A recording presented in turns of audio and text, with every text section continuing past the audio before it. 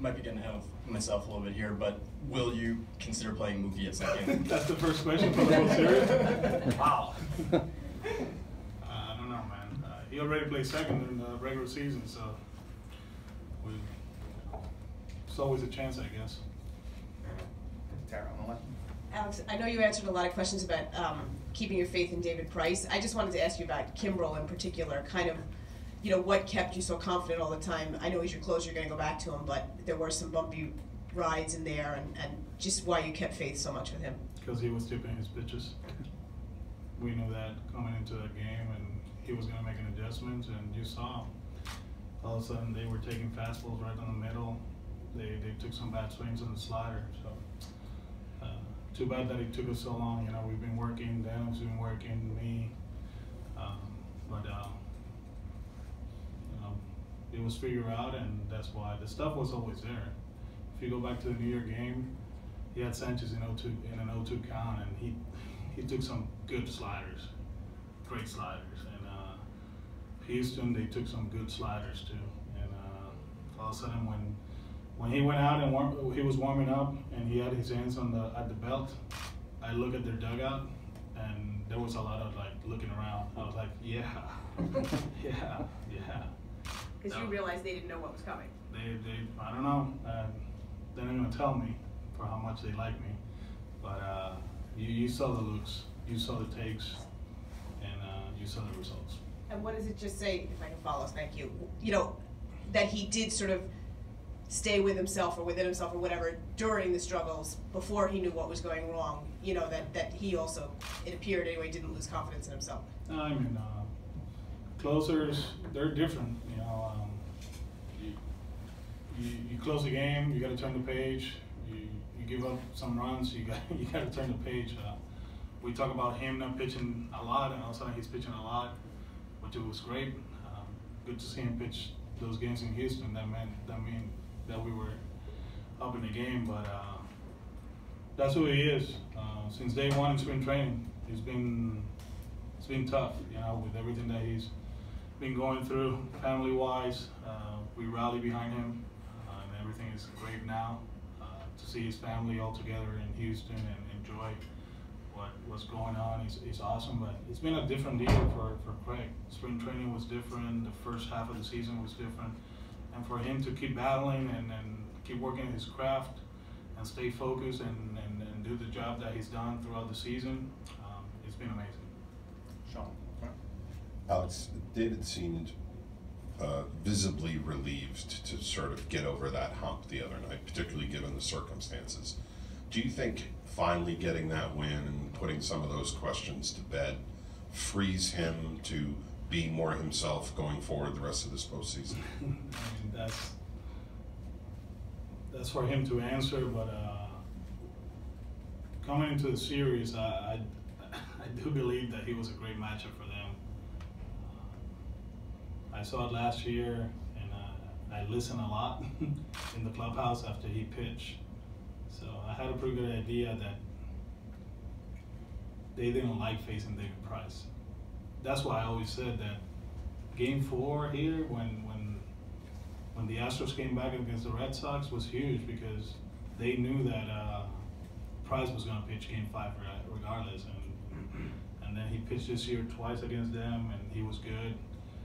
Game 2 here, it wasn't great as far as the line, but a blue double by George, a play that we didn't finish, and a bad pitch to Marwin, and that was it. But he threw the ball great, and I felt it was a good matchup. And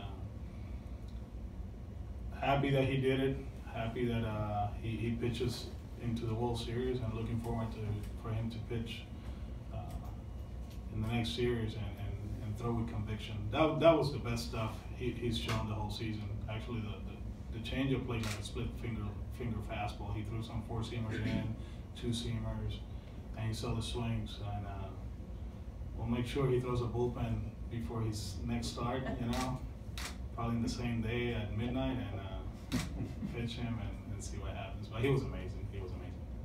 Okay. Alex, how important are these days to reset your starting rotation, and how is Chris?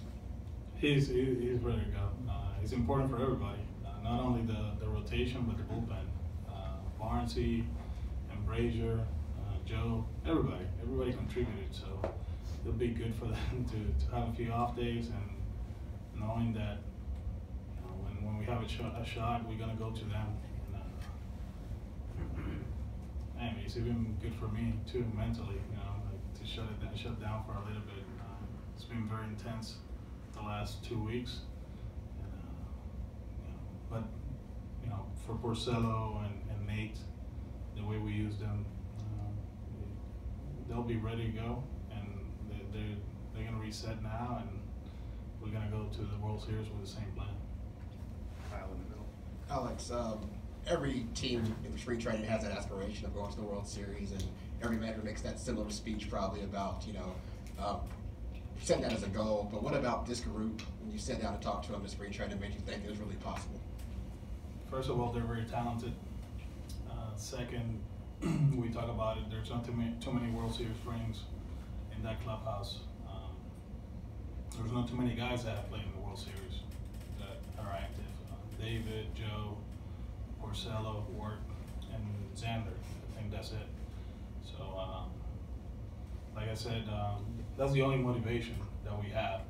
It was to play good throughout the season, knowing that October was going to be a huge month for everybody here, and then play the right way in October and get a chance to play in the World Series. And they done a great job of staying in the moment, not getting caught up on the best record in baseball or history in the making throughout the World Series.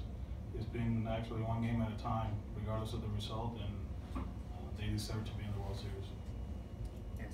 Alex, desde el principio que llegaste a este equipo, se sabía que la meta era llegar a la Serie Mundial, pero del dicho al hecho, como dicen, hay un gran trecho, 162 juegos de por medio, 6 meses de temporada o más, y un playoff. ¿Qué se siente, habiendo tenido un día libre ayer, meditar en lo que han logrado? No, sigo diciendo lo orgulloso de los muchachos, enfocados desde el primer día de campo de entrenamiento, aceptando la información que se les está dando y tratando de mejorar a diario, y lo han hecho.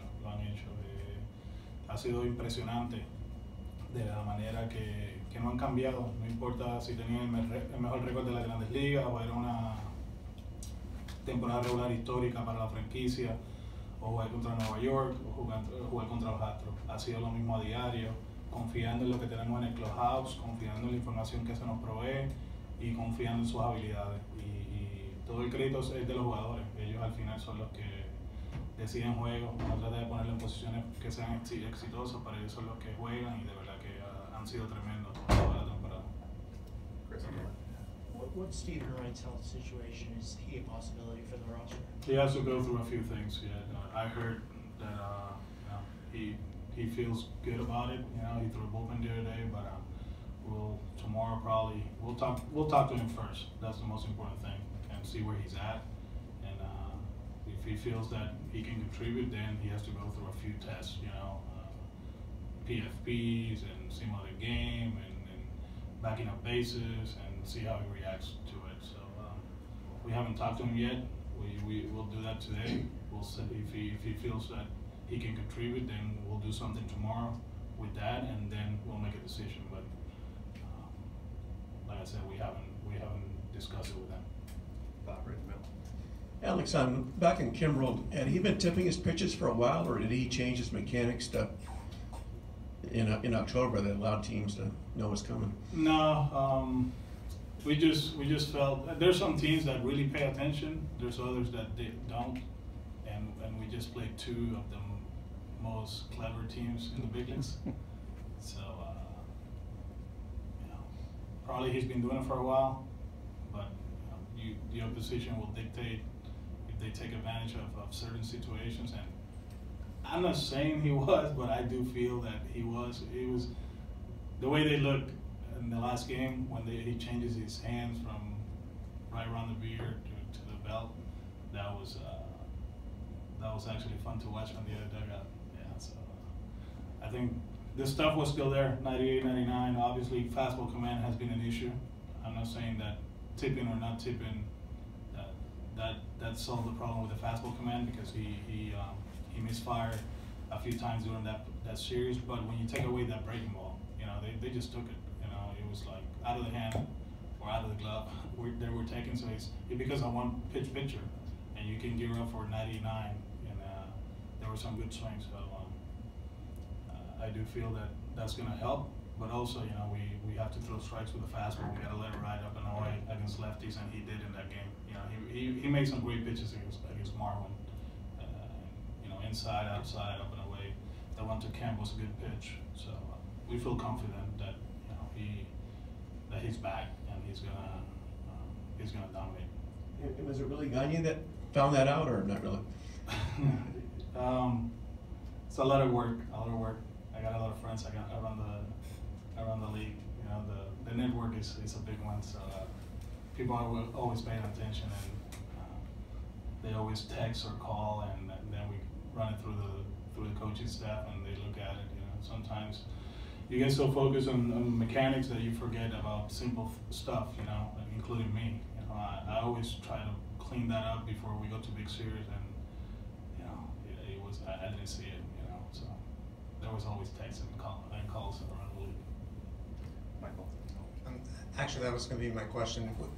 Do you remember the moment someone tapped you on the shoulder, or was it your phone that rang, someone else's phone? It was my phone. Yeah. Was it the morning of Game 5? Was it the day after Game 4? It was the morning of Game 5, but it was after Game 4. Okay. Right around 12:10, 12:15, whatever that was, a.m. And what was the area code on the number? From Montreal.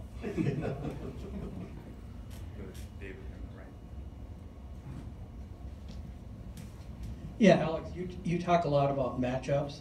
Are hitter pitcher, hitter versus pitcher matchup numbers at all meaningful?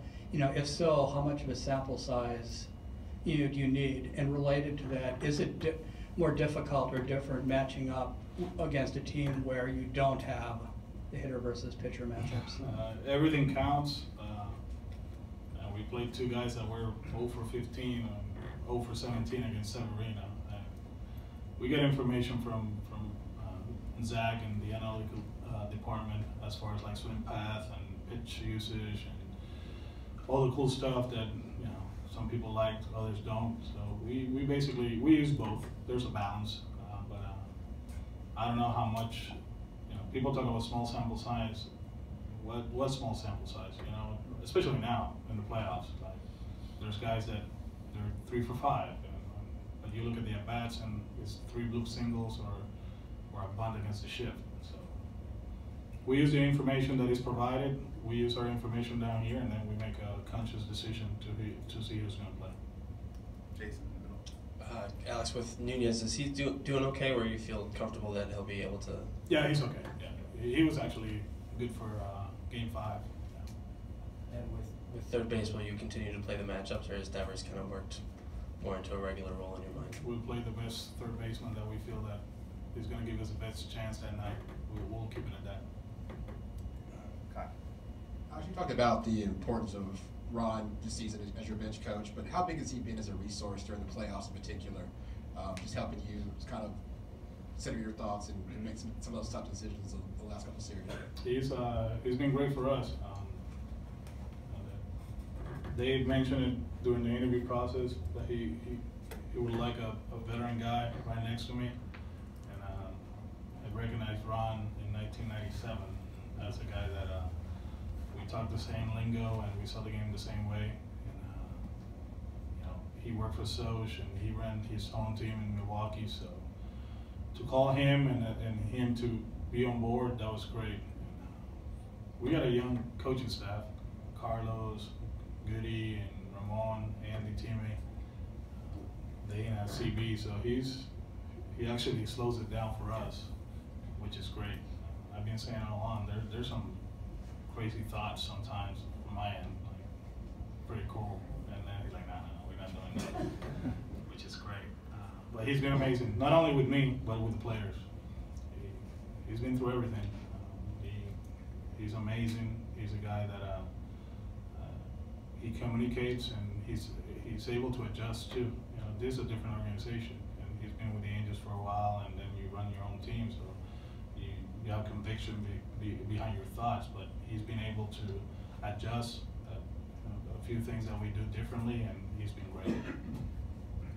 Alex, has all the scouting been done on the Brewers and Dodgers, and are you just going to sit back and enjoy tonight's Game 7, let them battle it out as a fan? 27 innings tonight, huh? Yeah. 27. The lefties, they pitched 10 innings, and then they shot. Yesterday was the first time I was able to sit down and watch them, but as you know, there's advanced scouts, and they've been following these teams for a while now. With the Dodgers, it's kind of like the same situation with the Astros. Everybody talk about me, but we had CB here, so he knew a lot about how they pitch. Over there with the Astros, and same deal with the hitters here. If we played Dodgers, we got team higher, so he was there for a while. So it's not that it's going to make a huge difference, but we're going to have a pretty good idea how to attack them. And as far as the Brewers, they're good. They're really good. We know a few guys with them, and we've been following them for a while. So the scouting report will be there, and we should be okay. Along those same lines, I was going to ask a similar question, but how like early in the do you have advanced scouts that are scouting the NL from the beginning of the postseason, or how does that kind of work in terms of? From the beginning of the postseason. Yeah. Yes. And yeah, so are they giving you feedback along the way, or is it no, wait till you get? Yeah. No, not yet. We haven't even talked about them.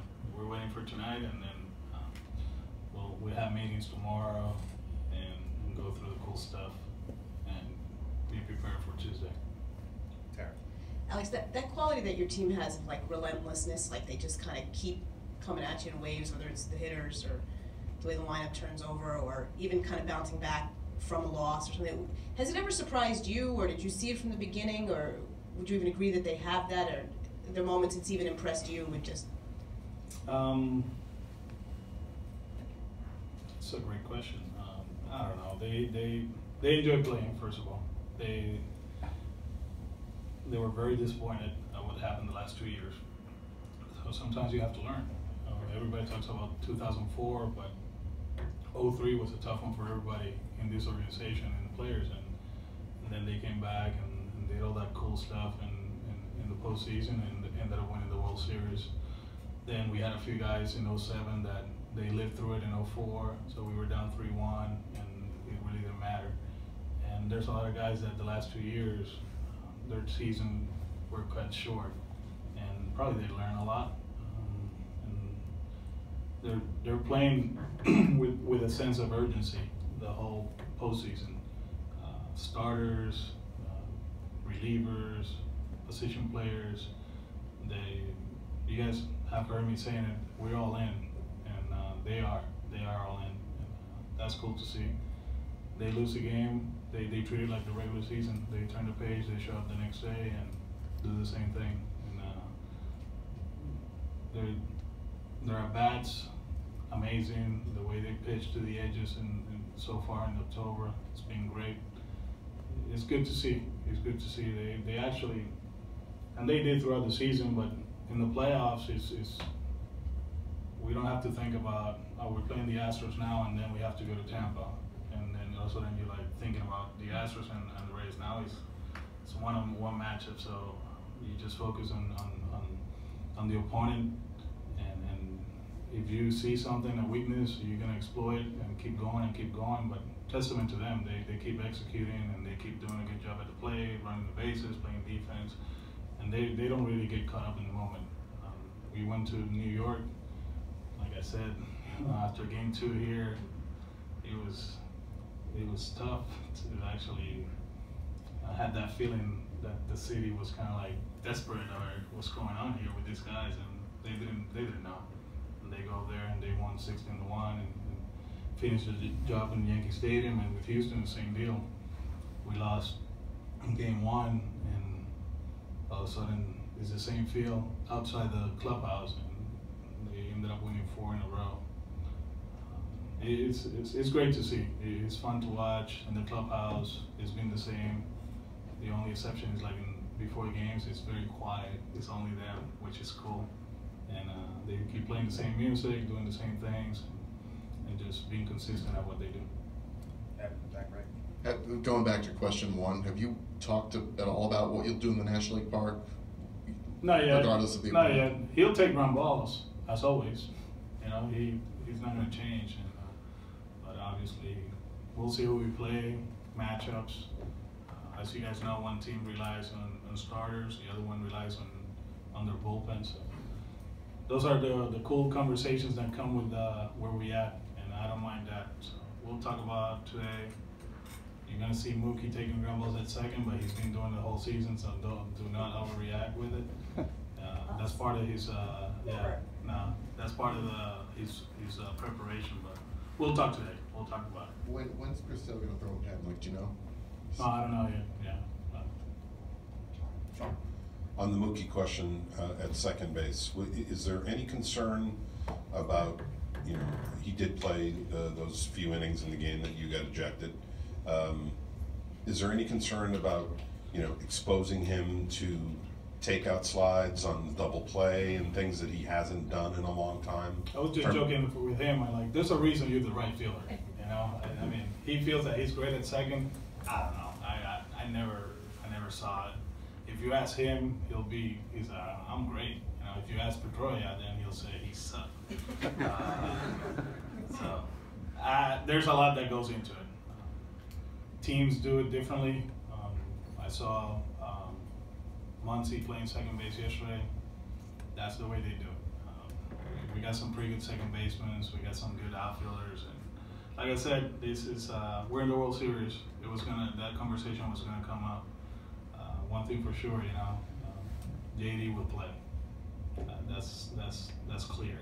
So we'll see which alignment is better, which lineup is better, and then we'll make decisions accordingly. I mean, exposing him in that way, is that part of the equation for you? Is that a concern about him not having turned, being there for takeout slides when he's not accustomed to having a runner bear down on him and possibly putting him in harm's way? Is that something you have to take into account? That and not turning those plays in a big moment, and him not playing second base in a while, and him being the best right fielder in the league, all that stuff comes into consideration. All right. Thanks, guys. Good. Thank you. Thanks, Alex.